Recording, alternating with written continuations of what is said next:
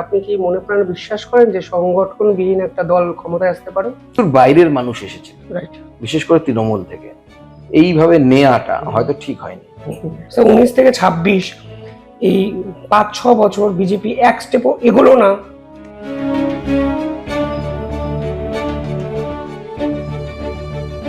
বামেদের শূন্য হয়ে যাওয়া এটা বাংলার জন্য ভালো হলো না খারাপ হলো? বিজেপি, সিপিএম এরকম দু চারটি দল বাদ দিয়ে ভারতবর্ষের বাদবাকি দলগুলো সংগঠন ভিত্তিক দলই নয়। সংখ্যালঘুরা বিজেপিকে ভয় পায় কেন?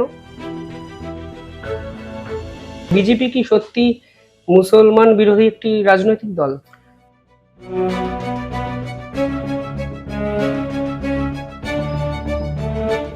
যুব সম্প্রদায়ের জন্য বার্তা কি থাকবে সুকান্ত মজুমদার?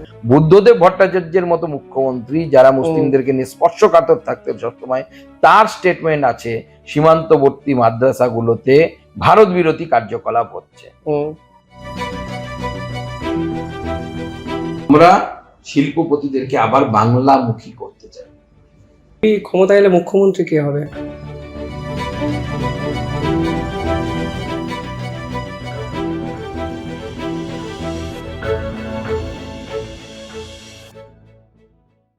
নমস্কার, আপনারা দেখছেন শিবম দাস পডকাস্ট। 1 মাস পরে বঙ্গে হাই ভোল্টেজ বিধানসভা নির্বাচন এবং সেই নির্বাচনকে নিয়ে রাজনৈতিক তাপ উত্তাপ অলরেডি চরম লেভেলে পৌঁছে গেছে। আর এই নির্বাচনের আগে ঠিক কতটা প্রস্তুত বিজেপি? বাংলায় যদি ক্ষমতায় আসে বিজেপি ঠিক কি করবে? প্রশ্ন অনেক। আর এই প্রশ্নের উত্তর দিতে আমাদের সঙ্গে এই মুহূর্তে উপস্থিত আছেন ডক্টর সুকান্ত মজুমদার। স্যার, প্রথমে দ্য ইন্ডিপেন্ডেন্ট বেঙ্গলে স্বাগত। নমস্কার, ধন্যবাদ আপনাদের। আপনার হাত ধরে বিজেপি 2-2.5 বছরের শেষ 2-2.5 বছর অনেকটা এগিয়েছে। মানে যখন বিজেপির দায়িত্ব নিয়েছিলেন এবং আজকের বঙ্গ বিজেপি আকাশ পাতাল পার্থক্য। আরো একটা নির্বাচন, আপনার এক্সপেকটেশনটা কি? দেখুন, এবার যে নির্বাচন, এই নির্বাচনের এক্সপেকটেশন একটাই, সেটা হচ্ছে এবার ভারতীয় জনতা পার্টি সরকার গঠন করা। তুমি যেটা বললে ভাই, একদমই বাস্তবিকতা। 2021-এর পর যখন আমি দায়িত্ব নিয়েছিলাম, সেই সময় বিজেপিটা একদম খুব বাজে অবস্থা, খারাপ অবস্থাতেই ছিল বলা ভালো। 21-এ প্রচন্ড হিংসা, ভোটের পর যেটাকে আমরা পোস্ট পোল ভায়োলেন্স বলি, তার মামলা হয়েছে, সিবিআই কেস হয়েছে, এসআইটি হয়েছে, অনেক কিছু হয়েছে, গঙ্গার জল অনেকটা বয়ে গেছে। তারপর থেকে সেখান থেকে ধরে পার্টিকে একটা জায়গায় দাঁড় করানো, যেহেতু পার্টি রাজ্য সভাপতির দায়িত্ব আমাকে দিয়েছিল, আমি আমার সাধ্যমতো চেষ্টা করেছিলাম আমাদের সহকর্মীরা পার্টির বিভিন্ন দায়িত্বে যারা কাজ করেছেন, জেলা সভাপতি, মন্ডল সভাপতি থেকে বুথ সভাপতি এবং রাজ্যের পদাধিকারী যারা, রাজ্য বিভাগ জোন, তখন বিভাগ জোন দুটো স্ট্রাকচার ছিল আমাদের, তারা সবাই চেষ্টা করে আমরা পার্টিটাকে একটি জায়গায় দাঁড় করিয়েছি, যার মধ্য দিয়ে আমরা এমন প্ল্যাটফর্ম তৈরি করতে পেরেছি যে প্ল্যাটফর্মের উপর ভিত্তি করে আমরা এবার জয়ের অট্টালিকা বানাতে পারি। এবার আমাদের উদ্দেশ্য সম্পূর্ণ পরিবর্তন, প্রকৃত পরিবর্তন, আসল পরিবর্তন, যেটা মাননীয় প্রধানমন্ত্রী বলেছেন যে পাল্টানো দরকার, চাই বিজেপি সরকার। সেই মন্ত্র নিয়ে এবারে নির্বাচন, এবং আমরা এবার পাল্টাবো, মমতা বন্দ্যোপাধ্যায়ের সরকারকে বিসর্জন দেব। স্যার, বিজেপি সংগঠন কোথায়? এই প্রশ্নের উত্তরে আপনি একবার বলেছিলেন কোট আনকোট যে তৃণমূল যখন এই রাজ্যে ক্ষমতায় আসে তখন তাদেরও সংগঠন ছিল না। আজকের দিনে আধুনিক রাজনীতিতে আপনি কি মনে প্রাণে বিশ্বাস করেন যে সংগঠনবিহীন একটা দল ক্ষমতায় আসতে পারে? দেখুন, বিজেপি, সিপিএম এরকম দু চারটি দল বাদ দিয়ে ভারতবর্ষের বাদবাকি দলগুলো সংগঠন ভিত্তিক দলই নয়। এবং আমি বলছি 2011 সালে তৃণমূল যখন ক্ষমতায় এসেছিল, সে সময় তৃণমূলের যা সংগঠন ছিল তার থেকে ভালো সংগঠন এখন আমাদের আছে, এটুকু আপনারা নিশ্চিন্ত থাকতে পারেন। মানে যতগুলো বুথে আমাদের লোক আছে, তৃণমূল আমলে যদি লিস্ট বের করা হতো 2011 সালে, তাহলে ততগুলো বুথে তৃণমূল কংগ্রেসের কোনো অর্গানাইজ সংগঠন ছিল না। মানুষ যখন সিদ্ধান্ত নেয় যে পরিবর্তন করব, তখন তারা আর কোনো কিছু দেখে না। মানুষ সিদ্ধান্ত নিয়েছে বলে আমার মনে হয় বাংলার জনগণের প্রতি আমাদের পূর্ণ আস্থা আছে, আমার পূর্ণ আস্থা আছে। আমার মনে হয়েছে বাংলার মানুষ এবার চাইছে পরিত্রাণ, এবং সেটা পাবেন, তারাই করবেন পরিত্রাণ। স্যার, আপনি পেশায় একজন অধ্যাপক ছিলেন, সেখান থেকে যখন রাজনৈতিক ময়দানে এলেন, এই বাংলায় প্রতিদিন আপনাদের কোর্টে যেতে হচ্ছে, কোনো না কোনো প্রান্তে বিজেপি কর্মী বা বিরোধী দলের কর্মীরা নিগৃহীত হচ্ছে, মার খাচ্ছে। তা আপনার কি কখনো মনে হয়েছে যে অধ্যাপকের ওই সুখের জীবন অনেক বেশি ভালো ছিল অন্তত এই দৌড়ঝাঁপ ঝুটঝামেলার থেকে? দেখুন, আপনি যদি আর 5টা বাঙালির মতো ভাবতে শুরু করেন যে আমার সন্তান যেন থাকে দুধে পাতে, বাঙালির যে চিরন্তন কামনা। তো সেদিক থেকে দেখতে গেলে ওই লাইফ অনেক পিসফুল লাইফ ছিল, কোনো ঝামেলা ছিল না, আরামে খাও দাও, চাকরি করো, সংসার পাতি করো। এখন বাংলার কি হবে? আমরা বলছি এই জায়গাটা নোংরা নোংরা নোংরা, নর্দমাটা নোংরা, আমার বাড়ির পাশের নোংরা, সেটাকে কে পরিষ্কার করবে? আমি যদি আমার বাড়ির পাশে নর্দমা নোংরা হলে আমি যদি পরিষ্কার না করতে নামি, তাহলে তো অন্য কেউ পরিষ্কার করবে না।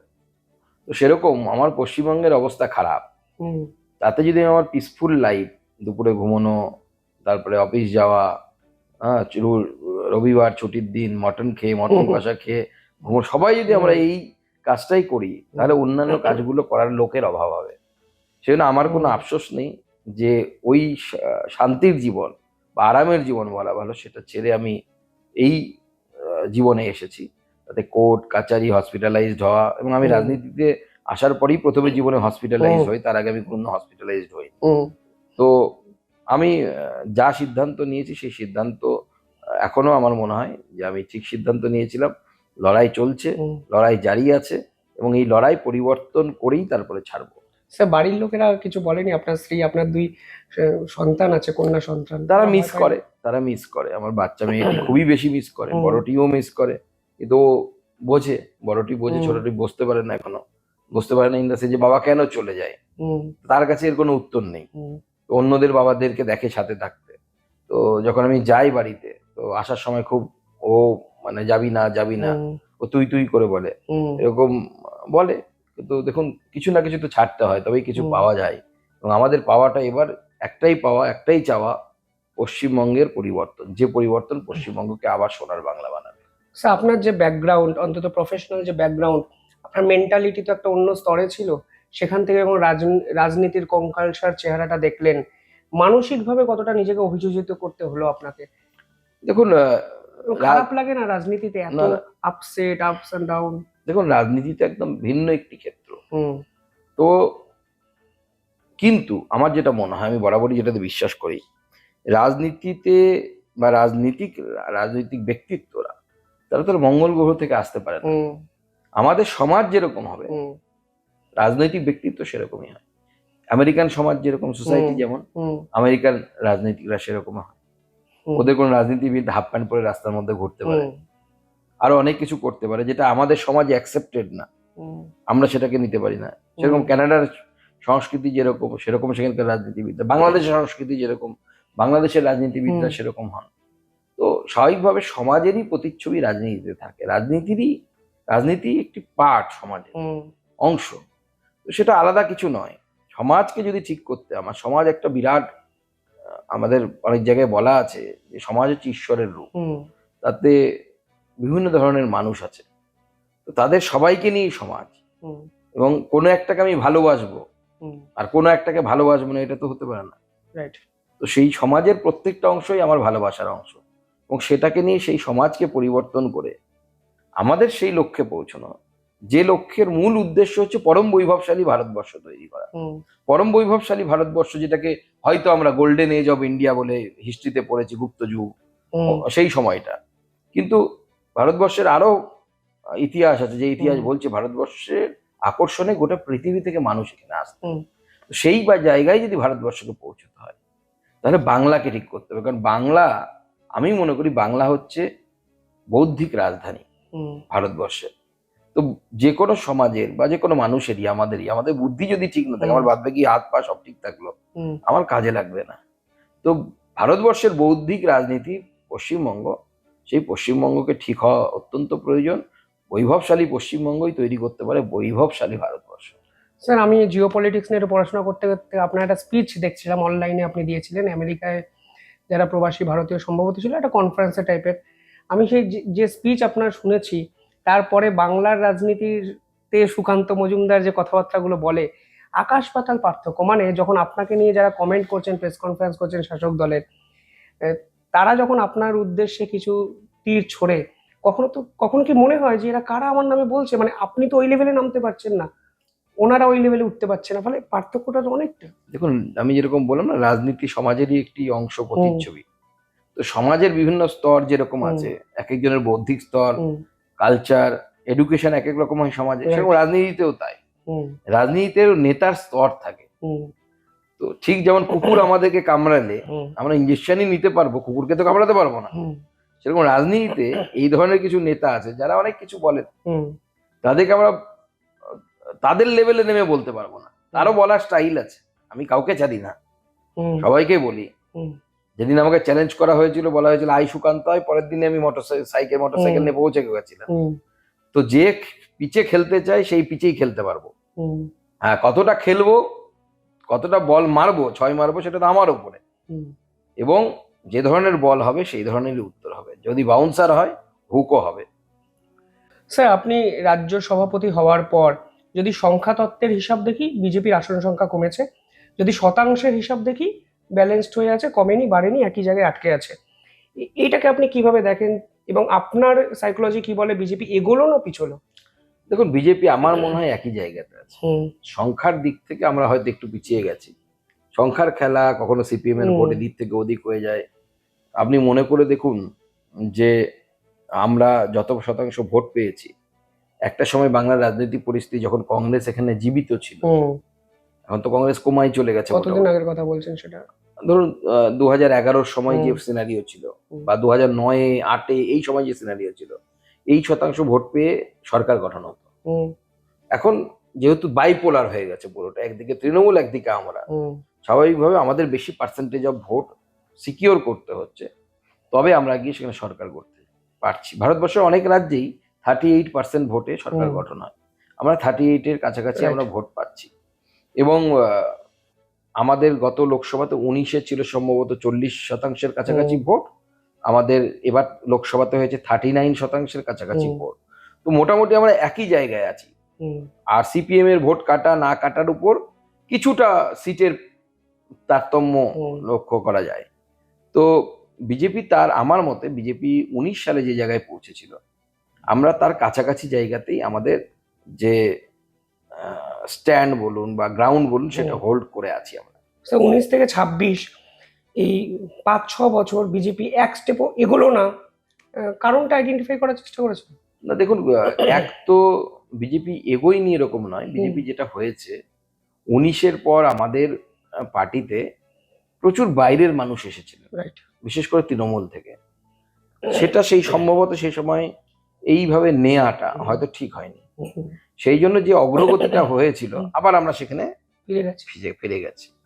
তো মোটামুটি একই জায়গায় আমরা আছি। এবং তার সাথে সাথে আমার যেটা মনে হয় যে রাজনীতি তো কৌশলের বিষয়। কোনো জায়গায় তৃণমূলের কৌশল সফল হয়েছে, তারা কোনো একটি সমাজের ভোটকে নিয়ে আসতে পেরেছে, আমরা সেই জায়গায় সেই সমাজের হুম, ভোটটা হারিয়ে ফেলেছি। কোনো জায়গায় অন্য সমাজ আমাদের সাথে জুড়েছে। তো এরকম অনেক কিছুই ফ্যাক্টর কাজ করে রাজনীতিতে। আর বিশেষত রাজনীতিতে আপনারা যদি দেখেন, মমতা বন্দ্যোপাধ্যায়, এখন যে মমতা বন্দ্যোপাধ্যায়কে বলা হয় বা মনে করা হয় হুম, মাইটি মমতা বন্দ্যোপাধ্যায়, যাকে হারানো বিজেপি কিভাবে হারাবে, হুম, সম্ভব না, অমুক নয়, রাইট। বা অনেক মানুষ অনেক রকম কথা বলেন। হুম, সেই মমতা বন্দ্যোপাধ্যায় 2011-র আগের যে লোকসভা নির্বাচন সম্ভবত 9 সালে হুম, হয়েছিল, হুম, তো সেই নির্বাচনে মাত্র একজন এমপি ছিল তার। হুম, আমরা তো তার থেকে ভালো জায়গায় আছি, রাইট, আমাদের 12 জন এমপি আছে। রাইট। তার মানে একজন এমপি, হুম, বাদ বাকি সব এমপি হেরে গেছে, সেখান থেকেও সরকার গঠন করা যায়। আমরা 12 হুম, জন এমপির জায়গায় আছি। হুম, আর 2-4টে আমরা খুব ন্যারো মার্জিনে হেরেছি, কোথাও সিপিএম এর 240,000 ভোট কেটে নেওয়ার জন্য আমরা হেরেছি। তো আমার মনে হয় যে বিজেপি তার জায়গাতে একই জায়গায় আছে। প্লাস আমার যেটা মনে হয়, এই যে এসআর পরিবর্তিত যে ভোট, এসআইআর যে প্রায় 1 কোটি কাছাকাছি হুম, আমাদের যা মনে হচ্ছে, এখনো তো পূর্ণ হুম, হয়নি, আমার বলাটা ঠিক হবে না, তাতে যে পরিমাণ টোটাল ভোট হচ্ছে, এই টোটাল ভোটটা ঠিক হওয়ার পর, অর্থাৎ প্রায় 7 কোটি ছিল, সেটা হয়তো 6 কোটি সামথিং দাঁড়াবে। হুম, এই 6 কোটি ভোটারের মধ্যে বিজেপির যদি 2,28,00,000 ভোট কাউন্ট করা যায়, তাহলে কত পার্সেন্টেজ হচ্ছে সেটা আমাদের দেখা প্রয়োজন। রাইট। আর প্রচুর মৃত ভোটার, 24 লক্ষ মৃত ভোটার, তারা বাদ গেছে। শিফটেড ভোটার, ডবল এন্ট্রি বাদ গেছে। হুম, এদের একটা বৃহৎ অংশ, বিশেষ করে দক্ষিণবঙ্গে তৃণমূল কংগ্রেস তাদের নামে ছাপ্পা মারত, হুম, তাদের ছাপ্পা মারত তারা। এটা যদি বাদ চলে যায়, এবারের ভোটের রেজাল্ট কিন্তু আমার মনে হয় ইন্টারেস্টিং রেজাল্ট হবে। মানে বাংলার রাজনীতির যে বাইপোলার রাজনীতি হলো, মানে ধরুন বিভাজনের একটা রাজনীতির অভিযোগ যেটা করা হয়, এবং পরিষ্কারভাবে দুজন প্রতিদ্বন্দ্বী, তৃণমূল বিজেপি, এই যে বামেদের শূন্য হয়ে যাওয়া, এটা বাংলার জন্য ভালো হলো না খারাপ হলো? দেখুন, বামেদের শূন্য হওয়াটা আমার যেটা মনে হয় ভাই সময়ের অপেক্ষা ছিল। হুম তার কারণ হচ্ছে বামেদের যে চিন্তা ভাবনা, যদিও বাম রাজনীতি কমিউনিজম দুটো আলাদা জিনিস, কিন্তু এখানে ভারতবর্ষে যদি আমি বলি, তারা কমিউনিজমের উপর ভিত্তি করে বাম রাজনীতি করে, মার্কসিজমের উপর ভিত্তি করে রাইট। রাজনীতি করে। আমার যেটা মনে হয়, আমি যতটুকু পড়াশোনা করে বুঝতে পেরেছি, কার্ল মার্কস ভারতবর্ষে তো কোনোদিন আসেননি। তিনি বিভিন্ন বই পড়ে ভারতবর্ষকে বোঝার চেষ্টা করেছেন। তাদের থিওরিতে গন্ডগোল আছে। ভারতবর্ষকে বোঝা অত সহজ বিষয় নয়। ভারতবর্ষকে বুঝতে গেলে যারাই ভারতবর্ষে এসেছেন, সে বাইরে থেকে যারা এসে দেখেছেন, তারা যে মাইন্ডসেট নিয়ে এখানে আসেন, পরবর্তী সময়, আমি ওনার নামটা ভুলে যাচ্ছি এখন, আমার মুখে আসছে না, যিনি বলেছিলেন বেদ পড়ো না, it is like octopus which has 4 hands. হ্যাঁ, মানে তাকে পাঠানো হয়েছিল যে ভারতবর্ষের সমস্ত কুরীতি হ্যান ত্যান হিন্দু ধর্মের জিনিসগুলোকে, কিন্তু তিনি এসে উল্টো দেখলেন, ইট ইজ এ ট্রেজার ট্রোভ। তো ভারতবর্ষকে বামপন্থীরা যে অ্যানালাইসিস করেছে, সেই অ্যানালাইসিস তারা বুঝতে পারে। তারা কাস্টকে ক্লাস ভেবেছে, এরকম নানা তারা ইয়ে করেছে, ধর্মকে তারা আপিং ভেবেছে। তার ফলে কি হয়েছে, বামপন্থীদের যে শাসন ব্যবস্থা, তারা শাসন ব্যবস্থাতে ছিলেন 34 বছর ছিলেন, কিন্তু এসএফআই কে পর্দার আড়াল থেকে হলেও সরস্বতী পুজো করতে হতো স্কুলে স্কুলে, যা মার্কসিজমের একদম মানে মানানসই নয়, আদর্শের ভিন্ন দিক। সিটুকে বিশ্বকর্মা পুজো করতে হতো, যদিও ট্রেড ইউনিয়ন মার্কসিজমের উপর যদি ভিত্তি করে ট্রেড ইউনিয়ন হয়, তাহলে পরে তাদের পুজোর সাথে, এটা ভারতবর্ষের বাস্তবিকতা, পশ্চিমবঙ্গের বাস্তবিকতা। তো স্বাভাবিকভাবে বামপন্থীদের যাওয়াটা অত্যন্ত স্বাভাবিক ছিল।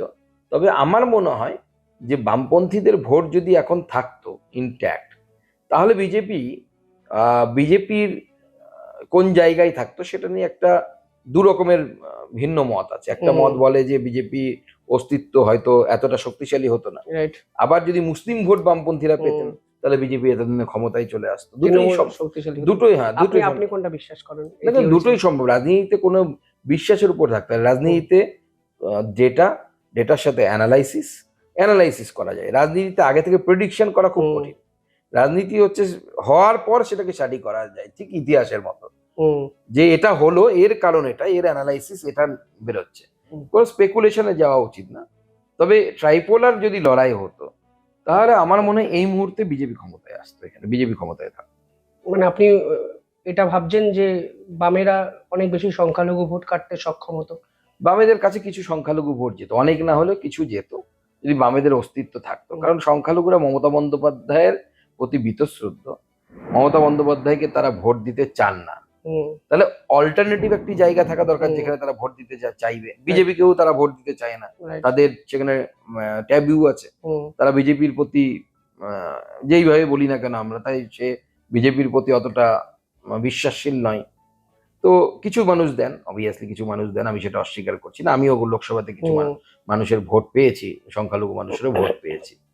কিন্তু বাস্তবিকতায় যেটা হচ্ছে যে যদি তাদের একটা জায়গা থাকতো আলাদা, তাহলে তারা অবশ্যই সেখানে মমতা বন্দ্যোপাধ্যায়ের বিরুদ্ধে তাদের ভোটটা রেজিস্টার করতেন। সংখ্যালঘুরা বিজেপিকে ভয় পায় কেন, এবং বিজেপি কি সত্যি মুসলমান বিরোধী একটি রাজনৈতিক দল? দেখুন, প্রথম কথা হচ্ছে সংখ্যালঘুদের মধ্যে, আমাদের দেশের সংখ্যালঘুদের মধ্যে, মানে এক কথায় মুসলমানদের মধ্যে, সংখ্যালঘু শব্দটা আমার মনে হয় ভেগ টার্ম। তাদের মধ্যে কতগুলো কি বলবো, কতগুলো জিনিস ঢুকিয়ে দেওয়া হয়েছে। নাম্বার ওয়ান, কারা ঢোকালো এটা? রাজনীতিবিদরা ঢুকিয়েছে। দেশের শাসন বিভাজনের পর থেকে দেশের শাসন ব্যবস্থা এমন কিছু স্টেপ নিয়েছে, সংখ্যালঘু সমাজের মধ্যে ঢুকে গেছে যে আমাদের কিছু প্রিভিলেজ পাওয়ার আমরা যোগ্য, আলাদা করে আমাদের কথা আলোচনা হবে। মুসলমান সমাজ মনে করে, অন্য কোনো সংখ্যালঘু সমাজ কিন্তু মনে করে না। এই জায়গাটা একটু স্টাডি হওয়া দরকার। আমাদের যদি দেখা যায় সংখ্যা তত্ত্বের দিক থেকে, সব থেকে সংখ্যালঘু সমাজ কারা? তারা ওই পার্সিরা, যারা আমাদের এই দেশে ইরান থেকে এসেছিল সেই সময়। তাদের অর্থনৈতিক কন্ট্রিবিউশন, সায়েন্টিফিক কন্ট্রিবিউশন এই দেশের সমাজের ক্ষেত্রে, এই দেশের ডেভেলপমেন্টের ক্ষেত্রে হিউজ। তারা কোনো সময় ক্লেম করে না আমরা সংখ্যালঘু, আমরা সংখ্যালঘু সংখ্যালঘু, কিন্তু শুধুমাত্র মুসলিম সমাজ তাদেরকে সংখ্যালঘু বলে ওই ধর্মীয় জাতাকলে এমন ভাবে বেঁধে রাখা হয়েছে। তাদেরকে শেখানো হচ্ছে মাদ্রাসা শিক্ষাটাই সর্বোচ্চ শিক্ষা। তাদের মধ্যে এমন কিছু আজ থেকে 1400 বা 1500 বছর আগে যে ধ্যান ধারণা ছিল, বা আমার ধর্মে আজ থেকে 5000 বছর আগে যে ধ্যান ধারণা ছিল, আমি আমার ধর্ম নিয়ে বলছি, অন্যদের ধর্ম বলার অধিকার আমার পরে আছে, আমি নিজের ধর্ম নিয়ে বলছি। আমি সেই ধ্যান ধারণা নিয়ে যদি আমি এখন থাকি, আমি মনে করি যদি মেয়েদের বেদ পড়া উচিত নয়, চলতে পারে না। আমি বলবো আমার মেয়েও বেদ পড়বে যদি তার ইচ্ছা হয়। এই যে মানসিকতা থেকে আমরা যদি বেরিয়ে আসতে না পারি, সংখ্যালঘু সমাজের মধ্যে এটা দিনের পর দিন তৈরি হয়েছে। তার ফলে কি হচ্ছে, সংখ্যালঘু সমাজের সামনে আদর্শ আইডিয়াল চেহারা, আদর্শ পুরুষ যারা আসছে, এপিজে আব্দুল কালাম হতে পারছে না, তার মতো লোক আমাদের দরকার, আমাদের আশফাকুল্লাহ খানের মতো লোক দরকার, আমাদের আরো এই ধরনের মানুষ দরকার যারা ভারতবর্ষকে সেই জায়গায় নিয়ে যাবে, ভারতবর্ষের গবেষণা থেকে শুরু করে, ভারতবর্ষের সাহিত্য থেকে শুরু করে সেই জায়গায় নিয়ে যাবে। আজকে নজরুল ইসলামকে দেখুন না, কিছুদিন আগে এখানে গীতা পাঠ হলো, আপনারা দেখেছেন, গান বাজছে কি, পার্থ সারথী বাজাও পাঞ্চজন্য শঙ্খ। আমাদের এই সংখ্যালঘু সমাজের মনে, সোকল সংখ্যালঘু, মানে আমি সংখ্যালঘু শব্দতেই বিশ্বাস করি না মুসলিম সমাজের ক্ষেত্রে। আমি মনে করি তারা হচ্ছে, তাদেরকে বরঞ্চ এইভাবে কনফিডেন্স দেওয়া উচিত, তোমরা হচ্ছে দ্বিতীয় বৃহত্তম সংখ্যাগুরু, হিন্দু জনসংখ্যার পরের সংখ্যা হচ্ছে মুসলিম সমাজের জনসংখ্যা, তাহলে তারা দ্বিতীয় বৃহত্তম সংখ্যা গুরু সমাজ। তাদের কাছে কন্ট্রিবিউশন আরো বেশি করতে হবে, আমাকে দেশের জন্য আরো বেশি দিতে হবে, সব জায়গাতে আরো বেশি করতে হবে অন্যান্যদের থেকে। তো তাদেরকে এরকম অনেক কিছু ঢুকিয়ে দেওয়া হয়েছে, এটা বিজেপি এলে অমুক করে দেওয়া হবে, তমুক করে দেওয়া হবে। তো বিজেপির তো এত রাজ্য, কোথায় সংখ্যালঘুদের বা মুসলিমদের অসুবিধা হচ্ছে, কোথায় নামাজ পড়া বন্ধ হয়েছে, কোথায় তাদের কি জাত তারা খেতে পছন্দ করে সেটা বন্ধ হয়েছে, কোথায় তাদের মাদ্রাসা বন্ধ হয়েছে। হ্যাঁ, খারাজি মাদ্রাসা নিয়ে আমাদের একটা অভিযোগ আছে, এবং সেটা আমরা বলছি না, বুদ্ধদেব ভট্টাচার্য যখন মুখ্যমন্ত্রী ছিলেন, এখনো আর্কাইভ থেকে বের করে দেখে নিন, বুদ্ধদেব ভট্টাচার্যের মতো মুখ্যমন্ত্রী যারা মুসলিমদেরকে নিয়ে স্পর্শকাতর থাকতেন সবসময়, তার স্টেটমেন্ট আছে সীমান্তবর্তী মাদ্রাসাগুলোতে ভারত বিরোধী কার্যকলাপ হচ্ছে। আপনি যাই করতে পারেন, আপনার ধর্মের বিশ্বাস করতে পারেন, কিন্তু আপনি দেশের সাথে গদ্দারি করতে পারেন না, এটা অ্যাকসেপ্টেড নয়। সে হিন্দু করুক, মুসলিম করুক, খ্রিস্টান করুক, আমরা দেখতে যাব না। আমরা দেশ বিরোধী, যে তাদের বিরোধী, আমরা যে দেশকে ভালোবাসে আমরা তাদের সাথে, যে কোনো ধর্মের যে কোনো বর্ণের হোক, যে কোনো, আমাদের পশ্চিমবঙ্গে যদি এই ভারতীয় জনতা পার্টি সরকার যে গঠন হবে 26-এ, তো মুসলিম সমাজ তাদের মতো তাদের ধর্মীয় আচরণ পালন করবে, এখানে তো তারও কিছু নেই। কিন্তু স্যার, আপনারা কিভাবে বিধানসভা নির্বাচন জিতবেন যেখানে আমাদের 30% সংখ্যালঘু মানে মুসলিম ভোট? আপনারা তো 100টার বেশি আসন এমনি মাইনাস করে নির্বাচনে লড়তে নামছেন।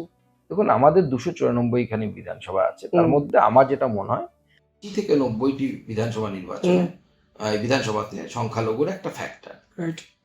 তো বাদবাকি 200খানা সিট আছে, কোনো অসুবিধা, 200 মধ্যে 150 সিট জেতা কোনো ব্যাপারই না, ইজিলি জিত উইনেবল। এবং আমরা বহু জায়গায় জিতেছি, আমরা আসামে এর থেকে বেশি মুসলিম, আমরা আসামে জিতেছি, আমাদের উত্তরপ্রদেশেও অনেক মুসলিম ভাইদের সংখ্যা অনেক, সেখানে জিতেছি, এখানেও জিতবো, চিন্তার কিছু। মুসলিমরা ভয় পাচ্ছে বিজেপিকে, যদি বিজেপি ক্ষমতায় আসে আপনার বার্তা কি থাকবে? দেখুন, আমি তো পরিষ্কার বলে দিলাম, মুসলিম সমাজ তাদের ধর্মীয় আচরণ হোক, তাদের যে বিষয়গুলো আছে তারা তাদের মতো করবে, তাতে তো কোনো বিষয় নেই। এখন তো বিজেপি, আমি বিজেপির এমপি, আমি কি কোনো মসজিদে গিয়ে বলেছি তুমি নামাজ পড়া বন্ধ করো, বা অমুক জায়গায় গিয়ে বলেছি তুমি এটা করো না ওটা করো? তুমি তোমার ইয়ে করবে, ধর্মীয় যে আচার আচরণ তুমি করবে, অন্যের অসুবিধা না করে। আমি আমার ধর্মীয় আচরণ করব, আমি একটা রাস্তা বন্ধ করে দিলাম, এপার থেকে ওপার গাড়ি যাবে না, সম্পূর্ণ হয় বন্ধ, এটা তো চলতে পারে না। এটা আমিও করতে পারবো না, ওনারাও করতে পারবে না। আমাদের বক্তব্য স্পষ্ট, রাষ্ট্রের সাথে কোনো ধরনের গদ্দারি, সে হিন্দু হোক, মুসলমান হোক, অন্য যেই হোক, এটা অ্যাকসেপ্টেড নয়। বাকি তোমরা তোমার ধর্মীয় আচরণ করো, তোমরা তোমাদের কাজ করো, কেউ মানে না। আমি তো চাইবো মুসলিম সমাজে আরো বেশি করে ডাক্তার, ইঞ্জিনিয়ার, বিজ্ঞানী, যারা আরো সমাজটাকে বিজ্ঞান মনস্ক করে তুলবে, বিজ্ঞান ভিত্তিক চিন্তাধারা তাদের মধ্যে আসবে। আমি তো চাইবো এই ধরনের সমাজ তৈরি হোক। যেমন আমি বিজ্ঞান পড়েছি বলে আমাকে যদি কেউ একটা আমার ধর্মে বা আমার সমাজে চালু হওয়া কোনো কুসংস্কারের কথা বলে, সেই কুসংস্কারের নিয়ে আমি 5 বার ভাববো যে হ্যাঁ এটাকে করা কি ঠিক হবে না ঠিক হবে না। তো শিক্ষার জায়গা তো এটাই, মানুষকে শিক্ষা দেওয়া হয় কেন বা শিক্ষা মানুষ নেয় কেন, এইটাই করার জন্য। আমরা সেই সমাজ চাই যে সমাজ যুক্তি নির্ভর, তর্ক নির্ভর হবে, এবং সেটা মুসলিম সমাজ হোক বা হিন্দু সমাজ হোক। বিজেপি ক্ষমতায় এলে বাংলাকে কিভাবে সাজাতে পারে? দেখুন, বিজেপির ক্ষমতায় এলে বিজেপির প্রথম যে কাজ হবে, বাংলা শাসন ব্যবস্থাকে পলিটিক্যালাইজ শাসন ব্যবস্থা যে বিগত 40 বছরের উপর সময় ধরে চলছে সেটাকে বন্ধ করা। সিপিএম আমলেও তাই ছিল, পার্টি অফিস থেকে না এলে কিছু হতো না। সেই জায়গা থেকে ঠিক করে প্রশাসনকে প্রশাসনের মতো রাখা। দ্বিতীয় যে বিষয়বস্তু, যে সমস্ত রিক্রুটমেন্ট সহ অন্যান্য জায়গায় যে করাপশনের বিষয়গুলো এসছে, এই করাপশনটাকে সম্পূর্ণরূপে বন্ধ করা। প্রতি বছর এসএসসি হবে, এসএসসি প্রয়োজনে আমরা অনলাইন সিস্টেম করবো যাতে কোনোভাবেই করাপশন, আমিও চাইলে কাউকে ঢোকাতে যেন না পারি, 5 লাখ 10 লাখ 15 লাখ 20 লাখ যাই বলুন না কেন সেটা দিয়ে। তৃতীয় যে বিষয়টি, আমাদের মাননীয় গৃহমন্ত্রীজি বলে গেছেন 7th পে কমিশন আমরা শুরু করে দেব, ডিএ আমরা কেন্দ্রীয় হারে দেব। আমাদের যুব সমাজ যেহেতু 15 বছর সময় নষ্ট হয়েছে, 5 বছরে তাদেরকে আমরা এক্সটেনশন দেব। 26 সালের মধ্যে সমস্ত শূন্য পদ সরকারের, পশ্চিমবঙ্গ সরকারের, সেগুলো পূরণ করব। তৃতীয় যে বিষয়, এটা চলে গেল রিক্রুটমেন্ট এবং তৎসহ সরকারি কর্মচারী। তৃতীয় যে বিষয়টি, শিল্পায়ন। বাংলার শিল্পায়ন বহু কাল ধরে বন্ধ। অ্যাকচুয়ালি প্র্যাকটিক্যালি আমরা যদি বলি যে সময় থেকে, মানে সেই বিধানচন্দ্র রায়ের পর থেকে আর সেইভাবে কিছু হয়নি, বড় কিছু হয়নি। আমাদের যখন জ্যোতি বসু মুখ্যমন্ত্রী ছিলেন, স্বর্গীয় জ্যোতি বসু, তিনি সোমনাথ চট্টোপাধ্যায়কে তার ইন্ডাস্ট্রিয়াল কমিটির চেয়ারম্যান করে বহুবার বিদেশে পাঠিয়েছেন, কিচ্ছু লাভ হয়নি। মমতা বন্দ্যোপাধ্যায় নিজেই যাচ্ছেন, কিচ্ছু লাভ হয়নি। আমরা শিল্পপতিদেরকে আবার বাংলামুখী করতে চাই, যাতে করে আমার যাদবপুর থেকে পাশ করা, আমার শিবপুর, আমার এনআইটি, আমার ইঞ্জিনিয়ারিং কলেজগুলো থেকে পাশ করা ছেলে মেয়েরা যেন এখানেই কাজ পান। জোহর সব থেকে বড় অফিসটাই বাংলায় যেন তৈরি হয়। ইনফোসিস যেন সব থেকে বড় অফিস, তার যে কর্মব্যস্ততা, কর্মমুখর অফিস, সেই অফিস এই বাংলার মাটিতে হয়। তার জন্য আমরা সিঙ্গেল উইন্ডো সিস্টেম করব। একজন শিল্পপতিকে 10 জায়গায় দৌড়তে হবে, তাকে এনভায়রনমেন্টাল ক্লিয়ারেন্স, তাকে অমুক ক্লিয়ারেন্স, তাকে লোকাল বডিজ ক্লিয়ারেন্স, সব একটা উইন্ডো থেকে সে এখানে আসবে।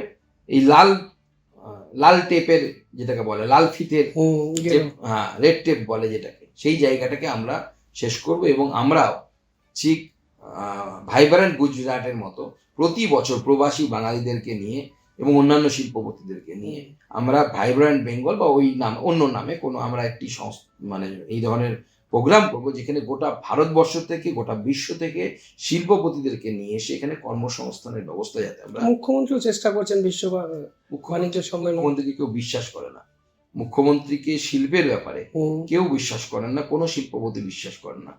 শুধু চেষ্টা করলে হবে না, আপনাকে শিল্পের জন্য কি কি দরকার আমরা ক্লাস 8-এ পশ্চিমবঙ্গ সরকারের ভূগোল বইয়ে পড়তাম। উপযুক্ত পরিবেশ বান্ধব রাস্তা দরকার, পরিবেশ, রাস্তা, আকরিক জলের যোগান, বিদ্যুৎ, সস্তা বিদ্যুৎ, এবং তার সাথে শ্রম আমাদের আছে রাজ্যের বাইরে। বিদ্যুৎ আমাদের দামি, এত দাম দিয়ে বিদ্যুৎ নিয়ে কেউ কিছু করবে না। সবাই দেখুন ইথানলের ফ্যাক্টরি বিহারে গিয়ে লাগাচ্ছে, আমার এখানে লাগছে না, কারণ ইথানলের জন্য যে বিদ্যুৎটা দরকার বানানোর জন্য, তার দাম আমাদের এখানে বেশি, সব থেকে বেশি। আমাদের আইন শৃঙ্খলা পরিস্থিতি ঠিক নেই, কবে কোথায় দাঙ্গা লাগবে কেউ জানে না। আমি আপনাকে ইন্টারভিউ দিচ্ছি, এই সময় শ্রীরামপুরের বেশ কিছু জায়গায় এরকম ঝড়প চলছে, নিজেদের মধ্যে ঝামেলা চলছে। আমাদের আকরিক আছে, লুটে পুটে খাচ্ছে অন্যরা, শিল্পের জন্য আসছে না। তো পুরো ব্যবস্থাটা ভেঙে ফেলেছে। আর মেন হচ্ছে এই যে আইন শৃঙ্খলার মধ্যেই যেটা পড়ে সেটা হচ্ছে তোলাবাজি। আপনি একটি শিল্প স্থাপন করতে গেলে আপনাকে তৃণমূলের কোন কোন লেভেলের নেতাকে কোন কোন লেভেলে পয়সা দিতে হবে কেউ জানে না। ছোট নেতা বলছে আমি আসল নেতা, তারপরে মেজ নেতা, বড় নেতা, উপরের নেতারা তো ছেড়ে দিই। সিপিএম আমলেও দিতে হতো না, একটা জায়গা আছে। তো এই হচ্ছে পরিস্থিতি। আমার যেটা মনে হয় এই কন্ডিশনগুলো যতক্ষণ না আমরা ঠিক করব, কোনো শিল্পপতি এখানে আমার আপনার মুখ দেখে শিল্প করতে আসবে না। যুব সম্প্রদায়ের জন্য বার্তা কি থাকবে সুকান্ত মজুমদারের? যুব সম্প্রদায়ের জন্য দেখুন, যারা নতুন ভোটার, তাদেরকে একটাই বলবো যে তোমাদের ভবিষ্যৎ চুরি হয়ে যাচ্ছে। এই ভবিষ্যৎকে যদি বাঁচাতে চাও, যদি দেখতে চাও যে ব্যাঙ্গালোরের মতো হুম আমাদের এখানেও ছেলে মেয়েরা পার্টির মিছিলের জায়গায় ফ্যাক্টরিতে লাইন দিয়ে ঢুকতে বেশি পছন্দ করছে, বা তার যে ইনফোসিসের অফিসে যেতে বেশি পছন্দ করছে, তার কল সেন্টারে লাইন বেশি হচ্ছে। আমি চাইবো সেটা। আমি চাইবো যুব সমাজ পলিটিক্স করার সময় যেন কম পায়, হুম তারা যেন তাদের কাজ করার সময়, তার বাইরে গিয়ে পলিটিক্স করে, কাজ করার সময়ের বাইরে গিয়ে। হুম আমি সেই ধরনের যুব সমাজ এখানে দেখতে চাই, যে যুব সমাজ স্কিল ইকুইপড হবে, হাতে স্কিল থাকবে, হুম স্কিলফুল যুব সমাজ। আমি গ্র্যাজুয়েট, আমি কিছু করতে পারি না, এই যুব সমাজ তৈরি করে লাভ নেই।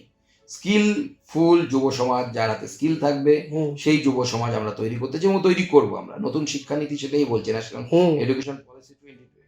কিন্তু ওটা নিয়ে বিতর্ক এত হচ্ছে, সেটাকে আপনি কিভাবে দেখেন? বিতর্ক তো হবে, শিক্ষার শিক্ষার বিতর্ক হওয়া অত্যন্ত স্বাভাবিক এবং বিতর্ক খুব হেলদি আমি মনে করি। হুম এবং আমরা একটা প্যারাডাইম শিফট করতে চলেছি। আমাদের এই মাথাগুলো পুরো কলোনাইজেশনের সময়কার লেগাসি দিয়ে ভরা। আমরা কেমন আটকে আছি এখন? এখনো আমরা কলোনাইজ মাইন্ডসেট নিয়ে চলি। আমরা এখনো মনে করি সাদা চামড়া, মনের ভেতরে আছে সাদা চামড়ার লোকেরা বেটার দেন আস। রাইট, পশ্চিমা বিশ্ব ভালো। হ্যাঁ, পশ্চিমা বিশ্ব ভালো, এটা আমাদের মাথার মধ্যে আছে। সিম্পল একটা অবজারভেশন বলছি। দুটো বিদেশি, সে বিপিএল বিদেশি হয়তো, বিপিএল বিদেশি অনেক জায়গাতে আছে, তারা কোনো কাজকর্ম করে না, ওদের দেশে সরকার স্টাইপেন্ড দেয়, কিন্তু সেই স্টাইপেন্ডে 8 মাস চলবে ওদের দেশে, 12 মাস চলবে না। ওরা বাদবাকি মাসগুলো ইন্ডিয়া সহ অন্যান্য সস্তা দেশে, আমাদের দেশ তো সস্তা, এই সমস্ত সস্তা দেশে কাটিয়ে যায়। আপনি এই পানিহাটিতে বা কোথাও এই ধরনের দুজন ফরেনার্সকে নিয়ে এসে হাঁটান, দেখুন সব লোক হাঁ করে তাকিয়ে। রাইট, ওই মাথার সাবকনসিয়াস মাইন্ডে মাথায় ঢুকিয়ে রাখা হয়েছে যে দে আর বেটার দেন আস। এই যে আমাদের শিক্ষা ব্যবস্থাতে এটা আছে। আমি কোনো শিক্ষা নিয়ে আমাদের ইতিহাস, আমাদের বিজ্ঞান কিভাবে বছরের পর বছর ভুল পড়ানো হচ্ছে তা নিয়ে বিতর্ক হবে, তর্ক হবে, কিন্তু স্কিল ছাড়া এই যুগে চলা সম্ভব নয়। সেই জন্য এনইপির মূল বিষয় বলা আছে ক্লাস 8 থেকে স্কিল এডুকেশনকে অ্যাড করো। আগে গ্র্যাজুয়েট হলে চাকরি পাওয়া যেত, এখন চাকরি যারা দিচ্ছেন তারা জিজ্ঞেস করছেন কি পারো। শেষ প্রশ্ন, বিজেপি ক্ষমতা এলে মুখ্যমন্ত্রী কে হবে? মানুষ তো খুঁজবে, সে পার্টি ঠিক করবে। এবং মুখ্যমন্ত্রী বিষয় না, বিষয় মুখও বিষয় না, বিষয় হচ্ছে শাসন ব্যবস্থা। মোদিজি ভালো লোকটাই, সেটি ভালো হয়ে আমার লাভ, নাকি মোদিজির ব্যবস্থা ভালো? মোদিজি যে কাজগুলো করে গোটা বিশ্ব আজকে তাকে মানছে, সেই কাজের জন্য তার দাম না। তো মোদিজির থেকে হ্যান্ডসাম মানুষ তো অনেক আছেন এই ভারতবর্ষে, কিন্তু সেই জন্য মুখ বিষয় নয়, বিষয় হচ্ছে ব্যবস্থা। ব্যবস্থার পরিবর্তন দরকার, মুখের পরিবর্তন। বুদ্ধদেব সরে গেলেন, মমতা বন্দ্যোপাধ্যায় এলেন। শিল্পায়নের কোনো পরিবর্তন হয়েছে? কোনো পরিবর্তন নেই। বুদ্ধদেব বাবুর সময় শিল্প আসতেও না, উনি শেষের দিকে চেষ্টা করেছিলেন, যখন অনেক বেশি দেরি হয়ে গেল। মমতা বন্দ্যোপাধ্যায়ের সময় আসে না, শিল্পপতিরা আসেন না তারা। তো মুখ পরিবর্তন হয়ে কোনো লাভ হয় না। আপনার স্যাটিসফ্যাকশন হয় বুকে, ঠিক আছে একটা ভালো নতুন দল নিয়ে এলাম, ভালো ব্যক্তিকে নিয়ে এলাম, হয়তো হতে পারে এরকম অমুককে বসালাম, তিনি ভালো ব্যক্তি আগের তুলনায়। সিস্টেম যদি না বদলায়, ব্যবস্থার পরিবর্তন যদি না হয়, কোনো পরিবর্তন হবে না, শুধু মুখটা চেঞ্জ হয়ে যাবে, আবার নিচু তলায় সেই লোকগুলোই ঢুকে পড়বে। ব্যবস্থার পরিবর্তন। অবশ্যই, অসংখ্য ধন্যবাদ। পরিষ্কারভাবে বলছেন সিস্টেম বদলাতে হবে, ব্যবস্থাপনা বদলাতে হবে, তারপর সরকার বদল হলে এই রাজ্য বদলাবে, এই বাংলা বদলাবে। অসংখ্য ধন্যবাদ স্যার। ধন্যবাদ। আপনারা দেখতে থাকুন শিবম দাস পডকাস্ট। ধন্যবাদ। ধন্যবাদ।